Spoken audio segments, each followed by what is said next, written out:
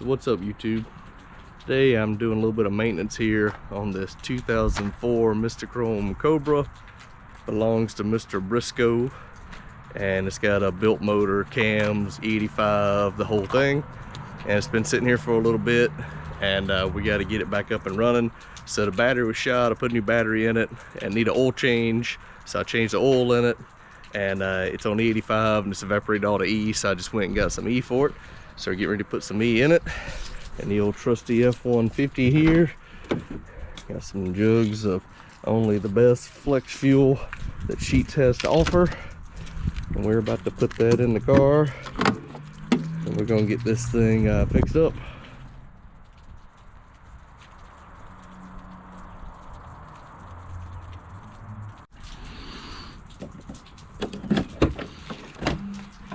So a lot of times Cobras will drain the battery if they're hooked up and not run for a while. So it's got a brand new battery I put in it. Now we're gonna hook it up.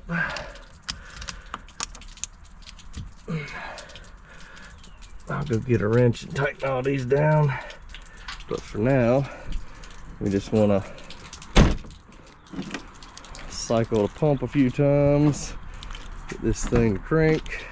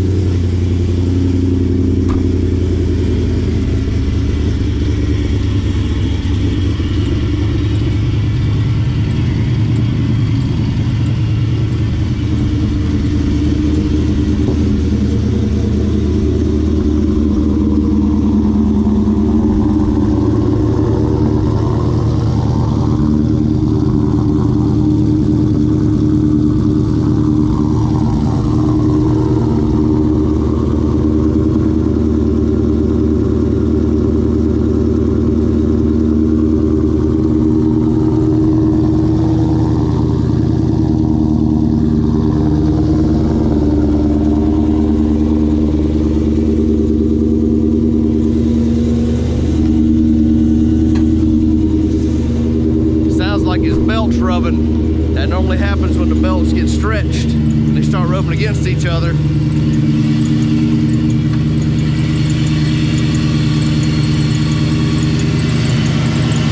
Yep, see right here?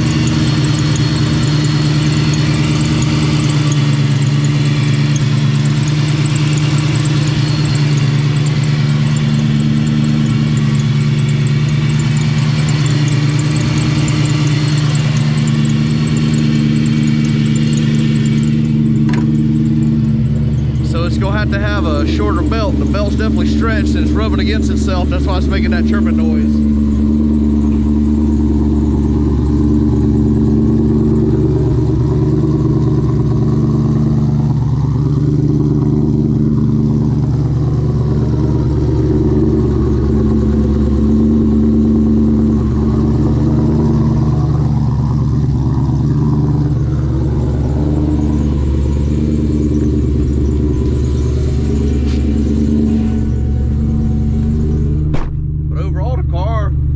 Good. I mean, this is an E85 tuned car with cams and a big mammoth Kenny Bell on it, and you heard it hadn't been running in a while and it fired right up. So shout out to Fastlane Motorsports and Caleb and his tuning. His tunes are phenomenal. I run them in my car, and this is basically the same thing that's in my Mach 1. I think the only difference is my Mach 1 may have billet rods and just a tad more compression. But other than that, it's the exact same thing. Mine's got a VMP, this has a Kenny Bell Mammoth. This is gonna make a little bit more power. It's a little bit better blower than what I've got. But overall, you can see it. I mean, this thing is good to go. I've got like 5 more gallons of fuel I'm gonna put in here. I just wanted to see where we're on the gas gauge, and now just putting those like 4.5, 5 gallons in it, we're just under half a tank. So we'll let this circle around and get the fuel, you know, burning through it. Get it up to temperature a little bit. I got to see if I can find a shorter belt for it, and then Caleb will be able to put on the dyno, just check the tune on it, make sure everything's still good, and yeah, he should be ready to take this thing home. But it's a very rare Mystichrome Cobra, got the nice 2-tone seats in it, and built motor. What's not to like? I figure you like to see this coming back to life. 2004 Cobra, built motor, E85. We're getting there. Car runs phenomenal.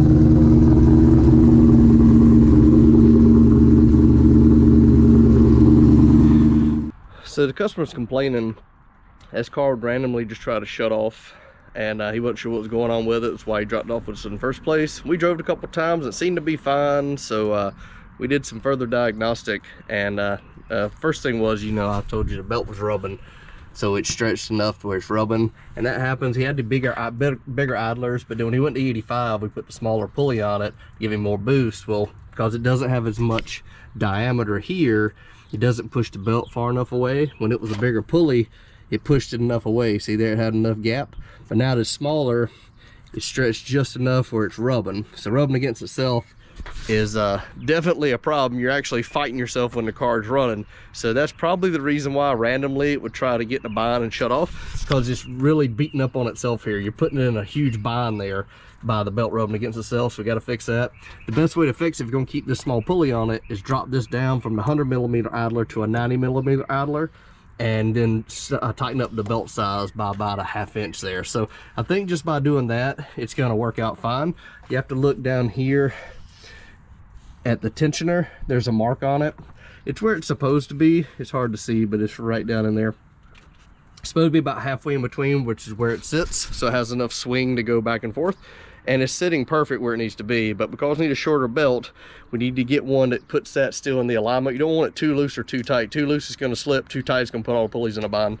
So what we need is to drop this down to a 90mm idler and change the belt. But one thing I want you to look at, see that bottom pulley down there? That's the crank pulley. Watch this. That should not be happening. I shouldn't be able to turn this at all, and it might be hard to see, but where that goes through, that's supposed to be solid. And what that means is his lower crank pulley is actually broken.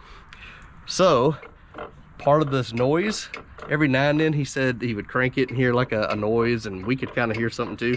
That's where the noise is coming from. So see that when you go to crank, you hear bang bang noise and you get tension on it and move around. But that right there's a clear sign of the lower crank pulley being broke in that little support hub there. So will it still function? Sure, but it's not right, so we need to change that. Most people go to a Metco lower, which replaces that whole cage assembly, which is what I like. You can change your pulley size and all that, but we'll see what he wants to do. We have stock ones we can put on it. It's a little bit of a pain to get to, but we should be able to knock it out. But that's definitely an issue, so we need to change that lower crank pulley, put a 90mm idler on it, and change the belt, and this thing should be good to go.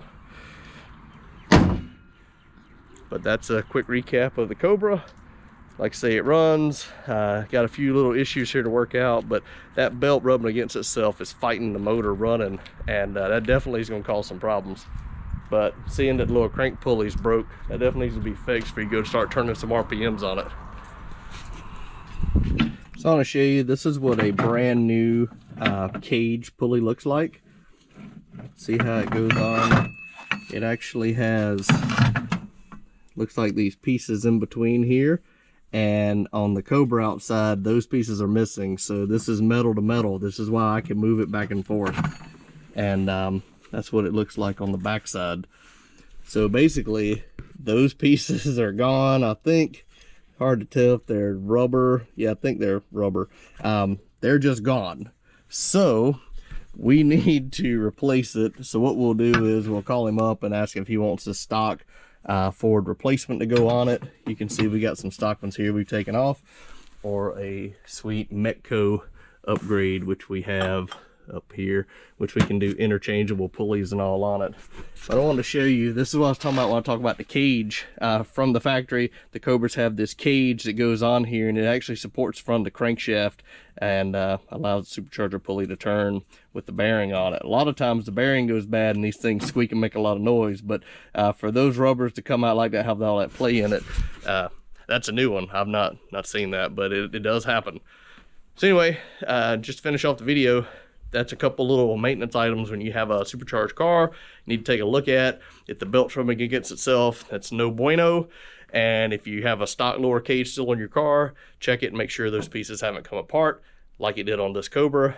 Again, not good. Gonna cause a lot of noise, and you just don't want that rattling around from the car. I mean, you got to think everything's balanced for a reason. Those things not being in there, it's got some wobble to it as well. But I would definitely recommend do some maintenance and check out on your stuff. High performance cars require a high performance mechanic. Good luck.